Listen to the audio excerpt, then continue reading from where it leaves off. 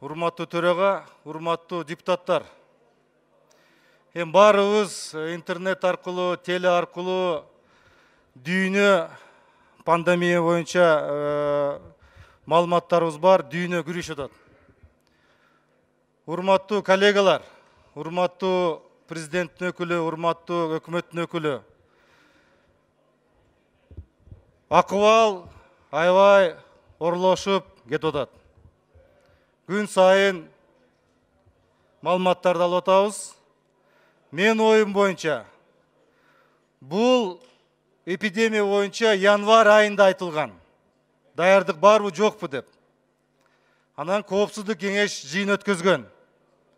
Мына бүгүн аз окуп атабыз. Вице-премьер-министр бошотулду, саламат сактоо министри бошотулду деп угуп атабыз. Бирок мен бир ой айткым келет. Биз өткөндө өзгөчө абал боюнча чечим кабыл алдык, президенттин указы боюнча. Мен оюм боюнча бүтүндө өлкө боюнча өзгөчө абал киргизиш керек. Эгерде биз изоляцияга кирбесек, анда ушинтип жүрө беребиз.